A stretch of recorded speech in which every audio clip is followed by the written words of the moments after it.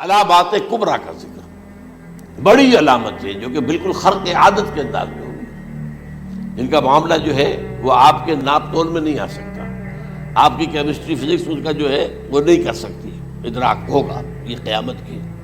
ان میں نمبر ایک کیا ہے؟ ایک بہت بڑا دھواں آئے گا، پوری دنیا کو لپیٹے گا۔ نمبر دو، دجال کا ظہور ہوگا جو اپنی خدائی کا دعویٰ لے کر آئے گا اور بنوائے گا۔ اس کے ہاتھ میں ہو جائیں گے، قبضے میں ہو جائیں گے سارے ذرائع پیداوار کے۔ اس کی طرف بھی پہلا قدم اٹھ چکا ہو، ٹرپس کے نام سے معاہدہ ہو چکا ہے۔ کوئی ملک اپنا بیج پیدا نہیں کر سکتا ہو، یہ بیج ہم نے ڈیولپ کیے ہیں۔ ان کے ڈیولپمنٹ سے پہلے تم ایک ایکڑ سے کتنی گندم لیتے تھے، آج کتنی لے رہے ہیں؟ کس بنا پر؟ جینیٹکس کا جو کام ہم نے کیا ہے اس کی بنا پر ہو رہا۔ ہاں تو ہمارا حق ہے، اس کی رائلٹی ہمارے پاس آنی چاہیے۔ لہذا صرف ان اداروں سے، ملٹی نیشنل سے خریدا جائے گا بیج، اور بیج بھی وہ دیں گے وہ کہ جس سے جو فصل اگے گی وہ بیج نہیں لا سکتے، وہ بیج کا کام نہیں کر سکتے۔ جیسے آپ کو معلوم ہے کہ آپ کے ہاں جو گوشت کھایا جاتا ہے مرغے کا، تو مرغا وہ جو ہے اس میں مرغا ہو یا مرغی ہو، اس کے اندر کوئی وہ کیفیت ہی نہیں ہے۔ ان کے انڈے جو ہے ان سے آپ بچے حاصل نہیں کر سکتے، ہے تو انڈا، دیکھنے کو تو انڈا ہے، لیکن وہ بنڈا جو ہے اس سے بچہ تو نہیں حاصل کر سکتے۔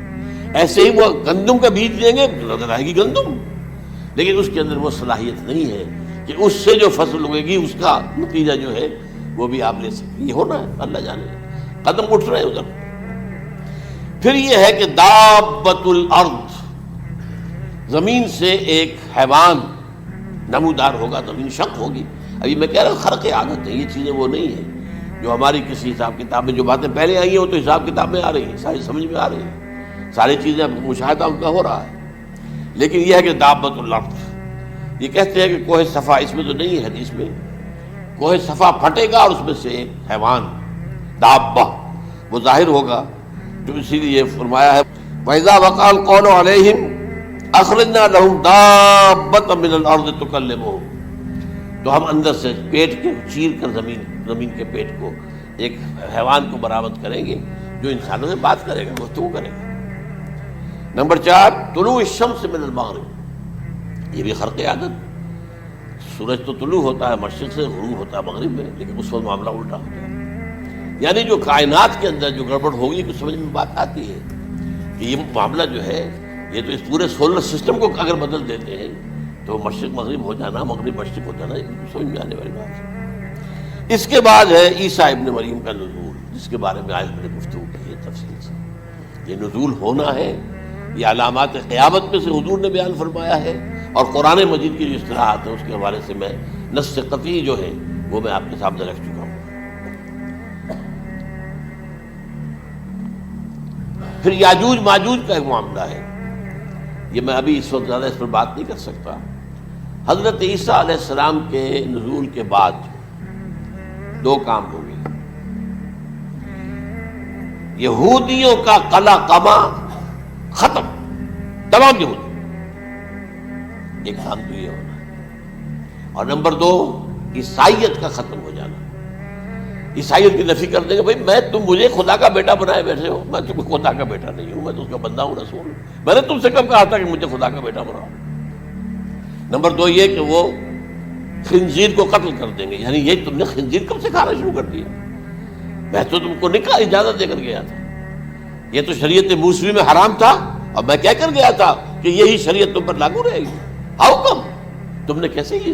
آج بھی بہت سے رومن کیتھولکس جو ہے وہ سور نہیں کھاتے، وہ ہے ان کے اندر کچھ نہ کچھ بعض جو ہے جو حضرت عیسیٰ کی تعلیمات کا کچھ اثر ان کے ہاں ہے۔ میں تو ایک مرتبہ، یہ 1971 کی بات ہے، 4-5 دن کے لیے برسلز میں رکا تھا، اس لیے کہ وہاں مجھے ایک صاحب نے خط لکھا تھا کہ وہاں ایک نوجوان ہے، ابھی اس ایمان لایا ہے، اور اس کے کچھ مسائل ہیں، ہم کوشش کر رہے ہیں ان کے مسائل حل کریں، آپ بھی جا رہے ہیں۔ میں انگلینڈ جا رہا تھا تو واپسی پر آپ ان کے یہاں چند دن ٹھہرے، میں حیران ہوا۔ ویسے اس نے مجھے اپنے گھر ٹھہرایا نہیں، اس لیے کہ ماں باپ تو اس کے کرسچن تھے، اور پولیس کا چیف آفیسر اس کا باپ تھا، چیف آف پولیس فورس۔ اس نے مجھ سے ایک دن کھانے پہ بلایا، ویسے ہوٹل میں ٹھہرایا مجھے، اس نے کہا آپ اطمینان سے یہاں کھانا کھائیں، اس گھر میں نہ آج تک کوئی شراب کی بوند آئی ہے اور نہ ہی کوئی بوٹی آئی ہے سور کی، رومن کیتھولک۔ اب اکلوتا بیٹا تھا عبد العزیز، اس نے بعد میں نام رکھا، وان کینٹر اس کا نام تھا جو کہ اوریجنل تھا، پھر اس نے نام رکھا عبد العزیز وان کینٹر، پرانا نام بھی بہرحال رکھا۔ نہایت نیک، نہایت خوبصورت، 28 سال کی عمر تھی، اور اس وقت میں نے دیکھا تھا کہ اس کی فقہی معلومات جو ہے میری معلومات سے 10 گنا زیادہ۔ اس کی وجہ کیا ہے؟ وہ گیا تھا موراکو میں ایز اے ٹیچر ملازمت کرنے، پیسہ کمانے، وہاں وہ مسلمانوں سے اس کا ہوا رفت ضبط ہوا، اسلام کی تعلیمات سامنے آئی، اسلام میں آیا۔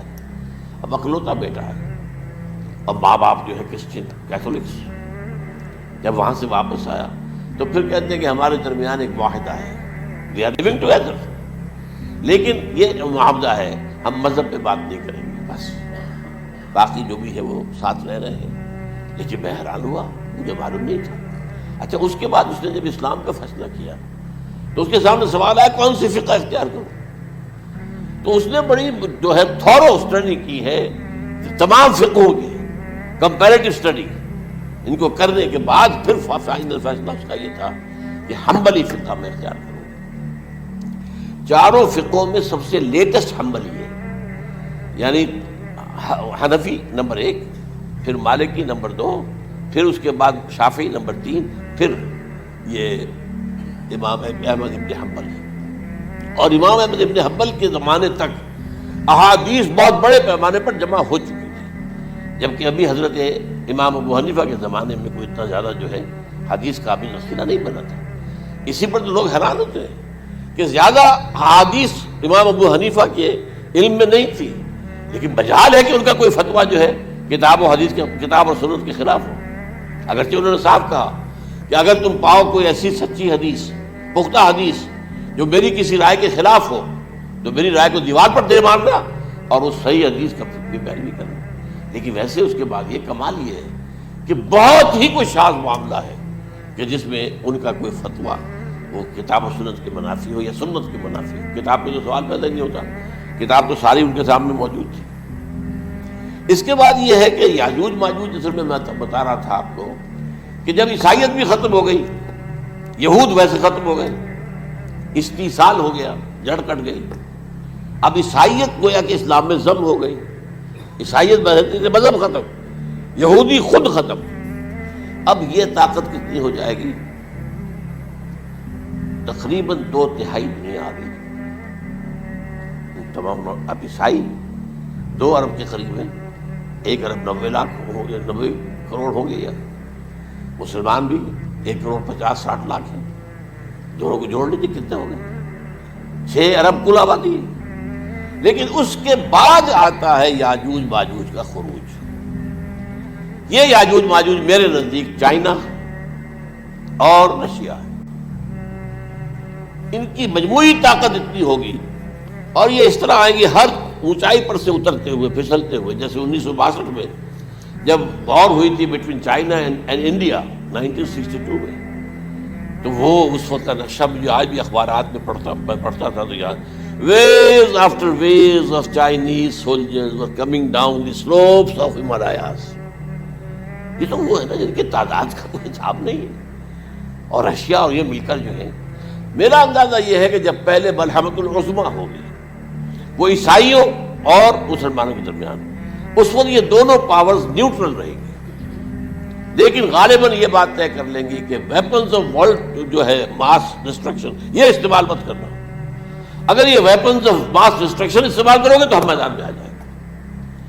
اس میں وہ جنگ جب ہو چکے گی، پھر حضرت عیسیٰ کو فتح حاصل ہو جائے گی، اور پھر یہ کہ یہودیت ختم ہو جائے گی، عیسائیت بطور مذہب ختم ہو کر اسلام میں ضم ہو جائے گا، پھر وہ 40 برس کا عہد حکومت ہے حضرت عیسیٰ علیہ السلام۔ لیکن جب یہ فتح ہو جائے گی ان پر، اب یاجوج ماجوج آئیں گے، اور اتنی تعداد میں آئیں گے کہ بحیرہ طبریہ جو ہے اس کا سارا پانی پی جائیں گے۔ یہ تو اگر آپ کو کبھی اندازہ ہو یا کوئی آپ جانے ان لوگوں کو جو ان چینیوں سے واقف ہیں، وہ کہتے ہیں زمین پر ہلتی ہوئی کوئی چیزوں سے وہ چوری چھوڑ کھا جائیں گے۔ جہاں وہ جاتے ہیں ایز اے لیبرر، وہاں کے جو سارے کتے ہیں ختم، ساری بلیاں ختم، ہر شے، وہ جو سانپ کھاتے ہیں، ہر چیز کھاتے ہیں۔ اور یہ تمام ایسٹرن کنٹریز کے اندر ہوتا ہے. بڑی ڈیلیشیس ڈشز ہیں یہ، سانپ وغیرہ وغیرہ، اور یہ جس طرح کھا جائے، پانی پیا ایک قطرہ نہیں رہے گا اس پر. تو پھر جو ہے اللہ تعالیٰ اس وقت جو ہے اس میں ایک ایسی بیماری پیدا کرے گا کہ یہ سب مر جائے گا. یہ معجزے سے ہوگا. یعنی ان کے اوپر فتح جو ہے وہ عام لڑائی کے ذریعے سے نہیں ہوگی، بلکہ اس کے اوپر فتح جو ہوگی وہ اللہ تعالیٰ سے بوجھ، ایک بیماری پیدا ہوگی، سب مر جائے گا. اور اس کے بعد اللہ تعالیٰ ایسے پرندے بھیجے گا بڑی لمبی لمبی گردنوں والے، وہ ان سب کو کھا جائیں گے. جیسے ہمارے ہاں گدھ ہوتے ہیں وہ ان کو صاف کر دیں گے. ورنہ تو یہ ہے کہ پوری دنیا کے اندر جو بدبو اور جو پیدا ہوتا معاملہ اس سے، تو اس نوع انسانی کی بقا ممکن نہیں تھی. ان کے خاتمے کے بعد پھر یہ ہوگا کہ حکومت اسلامی جو ہے پوری دنیا میں حضرت مسیح علیہ السلام کی ہوگی. 45 برس وہ رہیں گے، اسی میں وہ کہلن بھی آ جائے گا. وہ فی المہد و کہلن جو میں نے شروع میں بیان کیا تھا، اسی میں پھر یہ ہے کہ وہ شادی بھی کریں گے، ان کی اولاد بھی ہوگی. اور پھر ان کا انتقال ہوگا تو حضرت حضور صلی اللہ علیہ وسلم کے حجرے میں، وہیں پر جہاں حضور اور ابو بکر اور عمر رضی اللہ تعالیٰ عنہ دفن ہیں، وہیں پہ ان کو دفن کیا جائے. اور قیامت کے دن حضور فرماتے ہیں کہ میں اور یہ تینوں ساتھ نکلیں گے. تو یہ ہے حالات و واقعات. بہرحال اس میں یہ ہے کہ یہ نوٹ کر لیجئے کہ جہاں تک ہمارے ہاں آج کل کا معاملہ ہے، میرے نزدیک میں یہ کہنے پر مجبور ہوں، جو رفع و نزول مسیح کو نہیں مانتا وہ کم سے کم منکر حدیث ضرور ہے. میں اس سے کم کا فتویٰ نہیں دے سکتا. اب یہ ہے کہ جو لوگ مہدی کو نہیں مانتے ان کا معاملہ میں مختلف سمجھتا ہوں. چند منٹ لے رہا ہوں آپ کے وقت، اس لیے کہ ان کی حدیثیں صحیحین میں نہیں ہیں، بخاری مسلم میں نہیں.